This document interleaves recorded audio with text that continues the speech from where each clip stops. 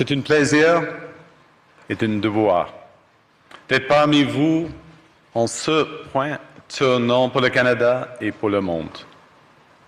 Et je parlerai aujourd'hui de la rupture de l'ordre mondial, de la fin d'une fiction agréable et du début d'une réalité brutale, où la géopolitique des grandes puissances n'est soumise à aucune contrainte. Mais je vous soumets, par ailleurs, que les autres pays, en particulier les puissances moyennes comme le Canada, ne sont pas impuissants. Bonjour et bienvenue à Question d'actualité. Aujourd'hui à l'émission, nous parlons avec l'essayiste Régent Bergeron de sa dernière lettre dans Le Devoir et du rôle des personnes d'un certain âge dans notre société. Mais tout d'abord, comment ne pas mentionner les événements à Davos, les discours de Mark Carney et de Donald Trump dans les derniers jours et des tensions grandissantes entre le Canada et les États-Unis. Pour en parler, nous recevons Jérôme Blanchet-Gravel, rédacteur en chef chez libremedia.com. Monsieur Blanchet-Gravel, bonjour et bienvenue à l'émission. Bonjour, M. Labrec. Discours de Mark Carney. En premier, on sait que Donald Trump a fait une allocution ce matin qui vient de se terminer, il y a à peine une heure, je crois. Mais le discours de Carney a marqué les Canadiens, les médias canadiens du monde, on en a parlé en bon et en mal, mais je dirais plus en bien. Disons, on en a dit beaucoup de bonnes choses dans les médias canadiens. Qu'en pensez-vous du discours de Carney d'hier, qu'on peut résumer que je résume comme étant une espèce de création d'un alignement des puissances moyennes du monde face aux grandes puissances que sont les États-Unis et la Chine?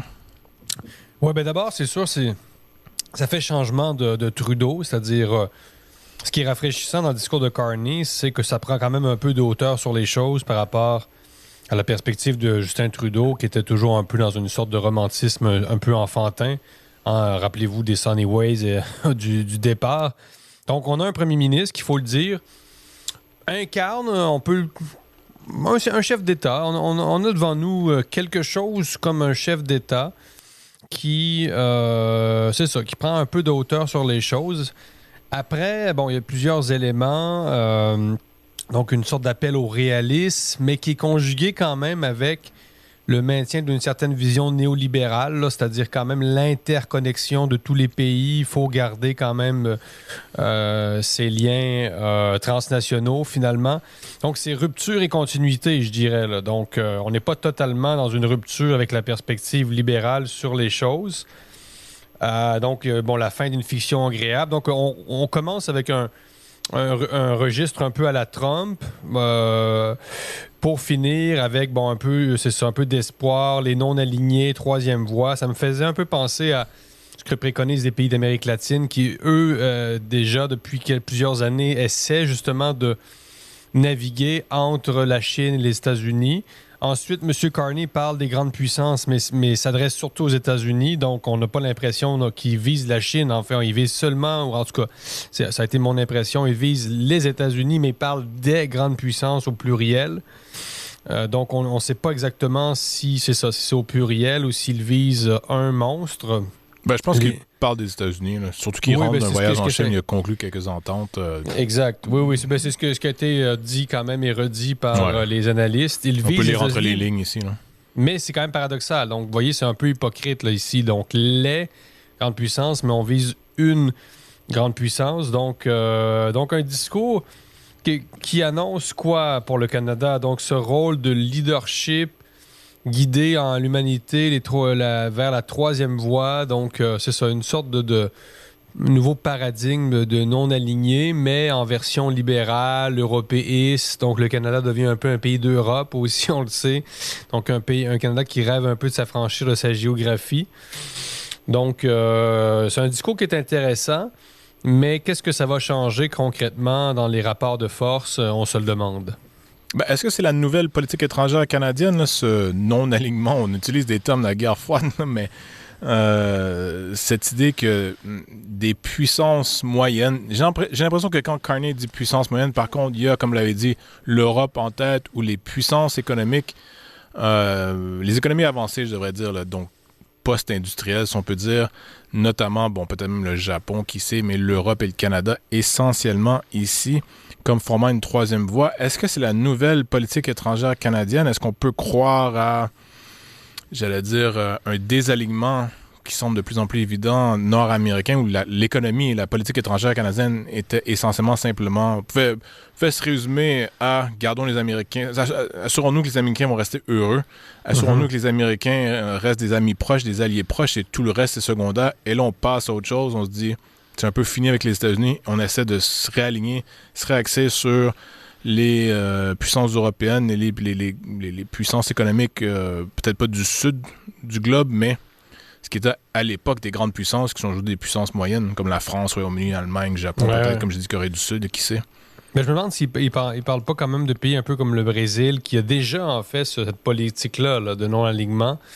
Donc j'ai un peu l'impression d'entendre le chef, le dirigeant d'un pays latino-américain là, d'une certaine façon hier. C'était c'est intéressant. C'est révélateur. Oui, oui, peut-être ça révèle la perte de puissance du Canada plutôt. Mais c'est pas nouveau.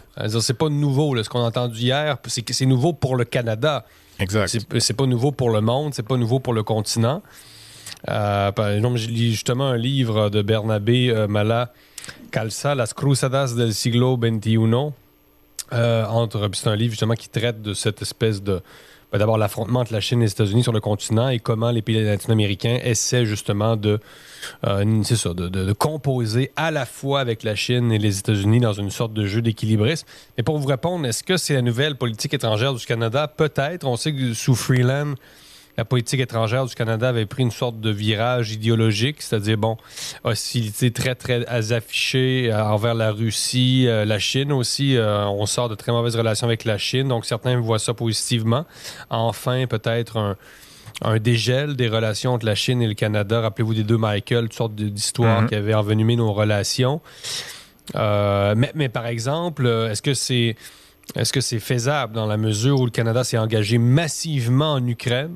On parle de 23,5 milliards d'aides, ce qui est absolument incroyable. Donc, l'Ukraine reçoit plus de péréquation que le Québec. C'est un peu fou. Donc, Jocelyn Coulon se demandait si l'Ukraine n'était pas devenue la 11e province du Canada. Et comment, d'un côté, jouer les non-alignés, mais jouer la carte encore celle du monde libre contre la Russie, qui est évidemment un allié de la Chine, un allié de l'Iran, de tous les régimes sous sanction par le Canada. Là. Donc, c'est un peu dur de jouer les non-alignés avec un engagement aussi massif en Ukraine et donc de jouer un peu la carte du Sud global tout en étant fanatiquement pro-ukrainien, là, en tout cas pro-régime de Kiev. Donc, c'est encore là, est-ce que c'est est-ce que c'est réaliste, j'allais dire, surtout? Réaliste et cohérent.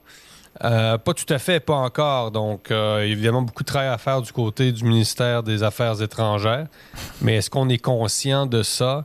Donc, en même temps, je pense qu'il y a un côté d'improvisation dans tout ça. Le Carney, d'abord, on ne sait pas encore ce qu'il est. Comme je le disais dans un récent éditorial, on ne comprend pas encore vraiment la posture de cet oligarque, finalement, qui a été parachuté, rappelons-le, à la tête du Parti libéral, qui est un peu le parti unique au Canada. Mais il y en a plusieurs qui disaient qu'il tirait les ficelles derrière l'administration, le gouvernement Trudeau. Là. C'était un homme de l'ombre, peut-être pas de l'ombre parce qu'il était mais essentiellement, il a géré la Banque centrale en Angleterre, donc la Banque d'Angleterre et la Banque du Canada. Et il a sa citoyenneté irlandaise, je crois, si je m'abuse, et britannique. Essentiellement, c'est un homme financiarisé du monde, si je peux dire. Et donc, apparemment, il y avait quand même énormément d'influence avant la chute de Trudeau. Donc, on peut présumer là, que Carney gère le pays d'une façon complète ou du moins partielle depuis 10 ans, là, à peu près. Oui, c'est sûr, c'est un parachutage dans la vie publique, là, c'est sûr. Donc, c'est pour ça que je dis oligarque, parce qu'on n'hésite pas à utiliser le mot pour d'autres pays, mais nous, on n'aurait pas d'oligarque au Canada, il n'y aurait pas d'intérêt puissant qui, justement, orienterait la politique interne et externe, là, intérieure et extérieure. Mais en même temps, si ce que vous dites est vrai, si Carney gouverne le Canada depuis d'une certaine façon, là, du moins indirectement ou passivement, il prendrait une distance avec son propre mode de gouvernance, finalement, actuellement. Donc, on ne sait pas, honnêtement. Donc, moi, je pense que le rapprochement avec la Chine, d'abord, j'ai trouvé que c'était très, très imprudent. C'est-à-dire, on sait que Maduro... Il s'est fait reprocher par Trump, d'ailleurs, aujourd'hui. Bon, parce que Trump, au départ, disait que le Canada avait le droit de faire des affaires avec la Chine. Bon, tout le monde en fait aussi, là. Mais il y a des limites. Je crois qu'il y a des limites, là, même si c'est pas dit mot pour mot, il y a des limites à ce que les États-Unis vont tolérer en termes d'association économique entre le Canada et la Chine, entre l'Europe et la Chine, entre essentiellement les adversaires potentiels et les ennemis des États-Unis. Les États-Unis ne vont pas tout tolérer. Là. Je crois que Trump le dit à peu près mot pour mot, là, mais pour ceux qui veulent lire entre les lignes un peu plus, là, c'est assez évident que les Américains vont commencer ou ont déjà commencé en fait à imposer des règles beaucoup plus strictes qu'avant à leurs alliés. Donc le coût d'être allié aux États-Unis commence à augmenter rapidement. Donc est-ce que le Canada va vouloir payer ce coût? Est-ce que le discours de Carney marque plutôt un virement vers justement ne pas payer ce coût et essayer de créer une autre voie comme on en a parlé? Ça reste à voir un peu, là. Oui, non. Je ne comprends pas. C'est-à-dire, je comprends que je ne comprends pas. C'est exactement ce qu'il fait, ce qu'il pense, ce qu'il est. Forcément, il y a de l'information qui échappe au public parce que M. Carney multiplie les voyages à l'étranger, aux impacts encore assez flous, aux retombées encore, elles aussi floues. Donc, on n'a pas vraiment, c'est ça, on n'a pas assez d'informations pour vraiment saisir vraiment ces jeux de coulisses qui, par définition, sont dans l'ombre parce qu'ils sont en coulisses. Mais on se demande, c'est-à-dire, écoutez, là, en Amérique latine, il y a des dirigeants qui ont été écartés du pouvoir et assassinés même pour moins que ça. C'est-à-dire, aller en Chine 2 semaines après la capture de Maduro, qui, lui, avait reçu une délégation chinoise, même on parle de 48 heures avant sa capture. Puis il y a toutes sortes, évidemment, on le sait, là, que justement, on y revient, la dispute entre les États-Unis et la Chine en Amérique, canal de Panama, etc. Donc, cette compétition est au centre de tout ça. Donc, ce rapprochement avec la Chine dans ce contexte de retour d'une doctrine Monroe 2.0 m'apparaît surréaliste. En fait, j'ai trouvé que c'était surréaliste, c'est-à-dire Maduro se fait kidnapper 2 semaines après, Carney mange des nouilles à Pékin. C'est absolument incroyable. Mais l'un mène à l'autre, j'ai l'impression ici, là. C'est pas impossible que Carney et son équipe aient fait l'analyse que bon, le Canada n'est quand même pas le Venezuela, donc je pense pas qu'il y ait un changement de régime forcé de la même façon, disons. Mais n'empêche que l'action unilatérale des États-Unis envers, ce qui est quand même un pays souverain, et donc un chef d'État qui, lui, devrait être protégé au minimum par la souveraineté de son territoire, ne l'est pas été. Et donc, Carney, je crois qu'il ne croit pas, et je crois pas que les Canadiens pensent réellement à une opération militaire américaine contre le Canada, encore moins pour capturer le premier ministre. Mais ce que je veux dire, c'est... Les Britanniques, ouais, c'est ça. Hein. Ouais, même, tu sais, tout ça pour dire que peut-être que Carney s'est dit maintenant, et son équipe s'est dit maintenant, c'est le temps, en fait, de renouer le plus possible les liens avec la Chine, puisque la Chine a intérêt à renouer avec le Canada dans une espèce d'équilibrage des forces américaines, et le Canada a intérêt à aller chercher un allié, c'est un peu fort comme mot, là, mais disons un partenaire commercial d'importance comme la Chine pour contrecarrer ou du moins contre-équilibrer les effets néfastes de la détérioration de sa relation commerciale et politique, notamment avec les États-Unis. Donc, c'est pour ça que je dis que l'un mène à l'autre. Là, la chute de Maduro a dû être un élément supplémentaire qui a un peu accéléré les choses pour Carney en ce qui a trait à, c'est pas un alignement, mais un rapprochement. Ça peut être une erreur. Ça peut être une erreur, ça c'est clair.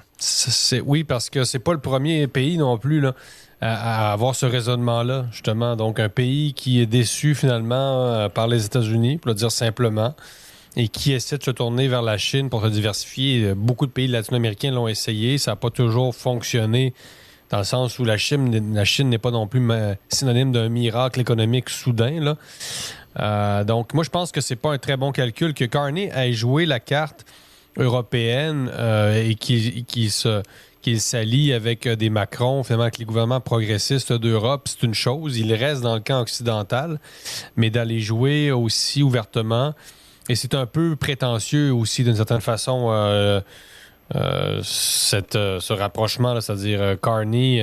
Moi, je trouve qu'il y a quelque chose dans le timing qui relève de la provocation. C'est-à-dire, pour moi, c'est une provocation canadienne. Après, c'est vrai, les États-Unis ont toujours toléré une sorte de sinophilie canadienne depuis l'ère Trudeau-père. 1970, rappelez-vous, lors d'un voyage en Chine, Pierre-Éliott Trudeau reconnaît la Chine communiste. Ou en tout cas, je pense que le voyage survient peut-être un peu après. Mais bon, les États-Unis sont pas tout à fait contents. Donc, les États-Unis ont toujours toléré cette espèce de sinophilie libérale du Canada face à la Chine, mais ça se peut que ce temps-là soit terminé. Parce que ça semblait inoffensif à l'époque, je crois. Du moins, beaucoup plus inoffensif qu'aujourd'hui. Oui. Là. Ben, la Chine n'était pas ce qu'elle est aujourd'hui. Pas du tout. Et probablement que ça paraissait comme une sorte de lubie un peu de gauche, là, c'est-à-dire il y a évidemment l'amitié entre Castro aussi puis Trudeau là, qui a été tolérée, qui est un peu étrange aussi dans le contexte, là, c'est-à-dire... Mais rappelons-nous qu'à l'époque, Nixon avait été en Chine peu de temps après ou peu de temps avant, là, je me rappelle plus des dates précisément, et l'idée était de briser le bloc communiste sino-soviétique en se rapprochant de la Chine, étant donné que la Chine avait ses propres problèmes avec l'Union soviétique à l'époque. Donc, les Américains avaient plus ou moins intérêt à ne rien dire à l'époque. Là. Ça allait un peu dans ce qu'ils voulaient faire, je crois. Tandis qu'aujourd'hui, c'est pas du tout le cas. Là. Non, c'est ça. On se demande vraiment à quoi ça va mener. Et pour écouter là, ce qui concerne les scénarios d'invasion américaine qui ont été modélisés par les forces armées canadiennes, on est ici vraiment devant une psychose incroyable. Là, que l'armée... élabore des scénarios, c'est une chose, mais de là quand même à modéliser un scénario de guérilla inspiré des tactiques des talibans. Écoutez, je ne sais pas dans quel pays on vit honnêtement actuellement, mais il faut le dire, là. Il y a des documents officiels rapportés par The Economist et Globe and Mail qui font état que les forces armées canadiennes ont élaboré un scénario de guérilla, là. Donc, c'est-à-dire des Canadiens qui vont lancer des cocktails Molotov sur des tanks américains. Écoutez, il y a 2 ans, les gens avaient encore peur au Québec d'aller d'aller chez Normandin sans passeport vaccinal. Belle province à Montréal.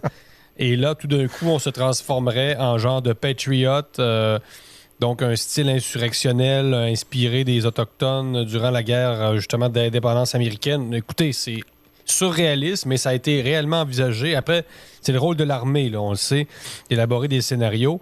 Mais je ne sais pas sur quelle société civile ils veulent s'appuyer. C'est-à-dire quand même bien qu'il y ait des soldats d'élite qui se mettent, qui sont valeureux et qui veulent mener cette guerre contre les Américains, c'est une chose, mais ils doivent quand même compter sur un certain appui populaire. Et écoutez, il n'y aura pas de résistance populaire au Canada à une invasion américaine, dans le sens où les gens ne sont pas là psychologiquement, etc. Mais je ne sais pas à quel point c'est réaliste là, de penser qu'il y aurait vraiment une confrontation militaire.